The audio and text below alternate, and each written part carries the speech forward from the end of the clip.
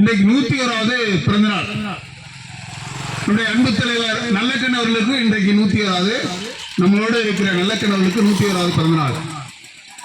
இந்த கட்சி தொடங்குற போதே இந்த சதி வழக்கை சந்தித்த கட்சி. இந்த கட்சி தான் முதல்ல நம்ம கட்சி தொடங்குற பொழுது இந்தியாவுடைய பரிபூர்ண சுதந்திரம் வேணும் என்ற தீர்மானத்தை, முதல் தீர்மானத்தை நம்ம தோழர்கள் இதுல போட்டுட்டு திரும்ப முடியல, அங்கேயே சதி வழக்கு போட்டாங்க. அப்படிப்பட்ட சதி வழக்கை முதல்ல சந்தித்த பிறந்த குழந்தையே அங்கிருந்து ஊருக்கு வர முடியல. அதான் கான்பூர் சதி வழக்குன்னு சொல்வார்கள். வரலாற்றில் இருக்கிற இளைஞர்கள் புரிந்து கொள்ள வேண்டும். அந்த கான்பூர் சதி வழக்கை, அந்த மாநாட்டை, முதல் மாநாட்டின் தலைமை தாங்கிய சிங்காரவேலர், தமிழ்நாட்டை சேர்ந்தவர். சிங்காரவேலருக்கு மணிமண்டபம் சென்னையில் அமைக்கப்பட்டிருக்கிறது. அவர் மீனவர் குடும்பத்தை சேர்ந்த அவர் தான் அந்த மாநாட்டுடைய முதல் தலைமை வைத்து. ஆனா அங்க தலைமை வைத்துட்டு யாரும் வீடு தர முடியாது. அந்த அளவுக்கு சதி வழக்கை முதலில் சந்தித்த கட்சி. எதற்காக சதி வழக்கு?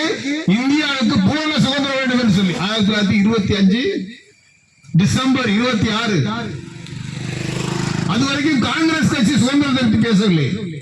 அவர் பேசியது எங்களுக்கு அதிகாரத்தில், அரசு அலுவலகங்களில் இந்தியர்களுக்கு, படித்தவர்களுக்கு வேலை வாய்ப்பில் பங்கு வேண்டும், எங்களுக்கு ஒரு உரிமை வேண்டும்.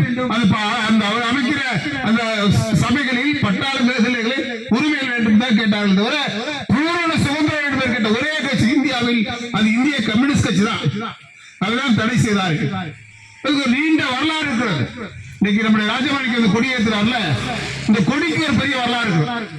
1885 அமெரிக்காவுடைய நகரமான சிக்காகோவில் 8 மணி நேரம் வேலை, 8 மணி நேரம் ஓய்வு, 8 மணி நேரம் உறக்கம் கேட்டு ஆயிரக்கணக்கான தொழிலாளர்கள் போராடினார்கள் வெள்ள கொடியோட.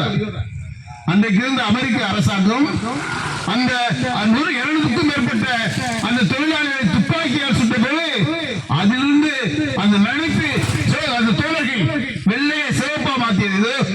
இப்ப சொல்றாங்கல்ல, கலர் இல்லது, இது உயிர், இந்த கொடிக்கிறது உயிர். அந்த உயிர் கலந்திருக்கு இந்த சிவப்புல. அங்க இருக்கிற தோழர்கள் அந்த கொடியை ஏற்றுறாங்க. அதான் இன்றைக்கு அந்த நெளியில் அருவாலும் சுத்தியலையும் பொறுத்துக்கிட்டார். அது எதிராக பிற்காலத்தில் தொழிலாளியுடைய சின்னமான சுத்திகளையும் விவசாயிகளுடைய சின்னமான கதிரையும் அது நெளியில் அந்த கொடியை வடிவமைத்தார்கள் என்று சொன்னால் அந்த அளவுக்கு அந்த கொடிக்கு ஒரு முக்கியத்துவம் இருக்கிறது. அது கடந்த காலத்தில் இன்றைக்கு சுதந்திரத்துக்கு எதற்குமே சம்பந்தம் இல்லாதவர்கள், சுதந்திர போராட்டத்தில் வெள்ளையர்களோடு இருந்தவர்கள், வெள்ளையர்களுக்கு இந்த போராட்டத்தில் இருந்தவர்களை காட்டிக் கொடுத்தவர்களுக்கு ஆட்சி அதிகாரத்தில் இருக்கிறார்கள். அது புரிந்து கொள்ள வேண்டும். என்று சொன்னால் இன்றைக்கு ஆட்சியில் இருப்பவர்களுக்கும் விடுதலை போராட்டத்திற்கும் சம்பந்தம் இல்லை. ஆனா விடுதலை போராட்டத்தில் கைது செய்யப்பட்டு எழுதி கொடுத்துட்டு வந்தவங்க வாஜ்பாய் போன்றவர்கள், அவங்க தலைவர்கள் சொல்றாங்கல்ல, இவங்க எழுதி கொடுத்துட்டு வந்தவங்க. இன்னொன்னு சொல்லணும் என்னன்னா, நம்ம வெள்ளக்கார காந்தியை பாதுகாத்தான். அவர் போராடினாரு, உப்பு சத்தியாரம் பண்ணாரு. உலகத்திலேயே காந்தி மாதிரி ஒரு தலைவர் உலகத்தில் பல மாறுதல் ஏற்பட்டிருக்கு புரட்சி மூலமா. அது ரஷ்யா புரட்சியா இருக்கலாம், மற்ற புரட்சிகளா இருக்கலாம். ஆனா போராட்டத்துல நாடுகள் பிறந்திருக்கிறது. ஆனா இந்தியாவில தான் அகிம்சை வழியில பிறந்தது. அதுக்கு ஒரே தலைவர் காந்தி, மகாத்மா காந்தி. அவர் நம்ம 45 நாள் கூட பாதுகாக்கப்படல. விடுதலை பெற்றதுக்கு அப்புறம் 1947 அப்புறம் ஒரு 45 நாள் அவர் உயிரோட பாதுகாக்க முடியல. கொலை செய்த பாதகர்கள் இன்றைக்கு இருக்கிற RSS அதனுடைய தலைவர்கள். அதை இளைஞர்கள் படிக்க முதல்ல. மகாத்மா காந்தி யாரால் கொலை செய்யப்பட்டார்? மகாத்மா காந்தி என்ன காரணம்? இந்து, முஸ்லிம், கிறிஸ்தவர் முழுவர் இருக்கணும். இப்ப ராமர் ஒரு திட்டம் பண்ணாங்க பாருங்க. மகாத்மா காந்தியோட ராமர் பத்தி யாரு இருக்காங்களா? சாகுற போது கூட ராமா இருந்தார். மகாத்மா காந்தி யாரு? மிகப்பெரிய ராமர் பக்தர். ஆனா அதே நேரத்தில் இந்த நாட்டில் இந்து, முஸ்லிம், கிறிஸ்தவர்கள் எல்லாம் ஒற்றுமையா இருக்க நினைச்சவர் அவரு.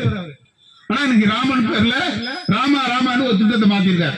மகாத்மா காந்தியே 100 நாள் திட்டத்தில் எடுத்துட்டாங்க. அந்த திட்டத்தை இன்னைக்கு குளிச்சு சாதாரண ஏழை மக்கள் பயன்படுற அளவுக்கு இன்னைக்கு மோடி அந்த திட்டத்தை மாத்தி இருக்கிறாங்க. அவ இப்படிப்பட்ட நபர்களோடு சில நபர்கள் கூட்டாளர் தமிழ்நாட்டுல அரசியல்ல தமிழ்நாட்டுல எடப்பாடி போன்ற ஆளுகள் இவங்களோடு இன்றைக்கு கூட்டுல இன்றைக்கு பயணிக்கிறார்கள். மக்கள் புரிந்து கொள்ள வேண்டும். இந்த வரவழைக்கை பொறுத்தளவுக்கு இந்திய கம்யூனிஸ்ட் பிளாட்ஃபார்ம் நீங்க நோண்டுறீங்களா, அடித்தட்டத்தை இந்திய கம்யூனிஸ்ட் வச்சிருக்கோம். அவருடைய தியாகம் இருக்கும். இந்த மண்ணை நோண்டுனா இந்திய கம்யூனிஸ்ட் சாலையா இருக்கட்டும், அல்ல பள்ளிக்கூடமா இருக்கட்டும், மருத்துவமனையா இருக்கட்டும், கூட்டுறவு வங்கியா இருக்கட்டும், எல்லாமே கம்யூனிஸ்டுடைய தலைவருடைய போராட்டத்தில் இன்னைக்கு ஊர் பெரிய வளர்ச்சி ஏற்பட்டிருக்கு, பெரிய மாறுதல் ஏற்பட்டிருக்கு, அனைத்து வசதியும் கிடைக்குது. ஆனா இதுவே ஒரு 50 வருஷத்துக்கு முன்னாடி எப்படி இருந்துச்சு, 60 வருஷத்துக்கு முன்னாடி எப்படி இருந்துச்சு, 70 வருஷத்துக்கு முன்னாடி எப்படி இருந்துச்சு? அங்கே கம்யூனிஸ்டுகள் தான் இந்த ஊருடைய நிர்வாகத்தை ஒரு குறிப்பிட்ட ஒரு 50 ஆண்டு காலம், ஒரு 40 ஆண்டு காலம் இந்த ஊருடைய வளர்ச்சிக்காக தன்னுடைய சொந்த நிலங்களை இழந்து, குடும்பங்களை இழந்து, இன்னைக்கு இளைஞர்களே வரலன்னா எங்க அப்பாவுக்கு கட்சியில போய் ₹1 சம்பாதிக்கல, இந்த கட்சிக்கு நாங்க வரணும். அவன் கேட்கிற கேள்வி தெரியல. இன்னைக்கு அவங்க கேட்கிற கேள்வி, எங்க அப்பாவுக்கு கட்சியில இருந்தாருங்க, 60 வருஷம் இருந்தாரு, 50 வருஷம் இருந்தாரு அப்படிங்கிறாங்க. என்ன சம்பாதிச்சாரு இந்த ஊருக்கா? இன்னைக்கு அவர் போட்டிருக்க ரோட்ல எல்லாரும் போறாங்க. அவரு கோஷம் வச்சு கூட்டுறவுல எல்லாரும் கடன் வாங்குறாங்க. அவர் வச்ச பள்ளிக்கூடத்துல இன்னைக்கு நம்ம பிள்ளைய படிக்குது. அது யாருக்கு? அது இருக்காது, எங்களுக்கு இல்ல வழி அப்படின்னு கேட்கிறாங்க. அதே இந்த கட்சிங்கிற தியாகம் பண்ற கட்சி, மக்களுக்கான கட்சி. தனிப்பட்ட முறையில வளர்ச்சிக்கு இந்த கட்சிக்கு சமம், தனிப்பட்ட முறையில வருமானத்துக்காக இந்த கட்சிக்கு வர முடியாது. மக்களுக்கு சேவை செய்யணும்னு சொன்னா இந்த கட்சி வேற கட்சி இல்ல. மக்களுக்கு வாழ்நாள் போல சேவை கொடுத்தா இந்த கட்சி தான் சேவை செய்யலாம். இந்த ஊரை எடுத்துக்கலாம், அதே மாதிரி கொத்தமங்கலத்தை எடுத்துக்கலாம், குளமங்கலத்தை எடுத்துக்கலாம். இந்த 3 ஊரும் பின்னிய கம்யூனிஸ்ட் கட்சி. இதெல்லாம் 57 கிளை ஆரம்பிச்சாங்க. ஆனா 45ல இருந்து இங்க தொடரும். இதெல்லாம் இங்க இருந்து போய் நம்ம தீனாலாம் வந்து குளமங்கலத்துல போய் நம்பர் கட்சி கிளையில குளமங்கலத்துல ஆமா 50க்கு முன்னாடி 48க்கு முன்னாடியே வந்து அவர் நம்பரா இருந்தார். அது அப்படிப்பட்ட ஒரு வரலாற்று மிக்க கிராமத்துல நம்ம வந்து 100ஆண்டு விழா கொடியேற்றோம். இதோட இந்த அலுவலகத்தை கட்டுவதற்கு தோழர்கள் கொஞ்சம் உதவி செய்யணும். அதற்கு நம்ம அதுக்காக இந்த அலுவலகத்தை கொடியேற்றத்துடைய காரணமே இதுல அவங்க நினைவு அந்த அலுவலகம் வந்து கட்சிக்கு வாங்கியிருக்கிறாங்க.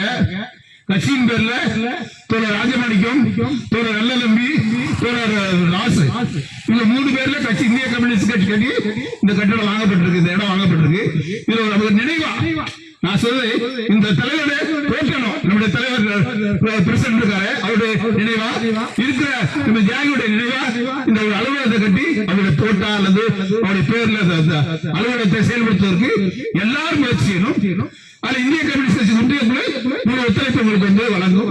இந்த நேரத்தில் வருகிற அனைவருக்கும் பொங்கல் வழங்க போகிறார்கள். பொங்கல்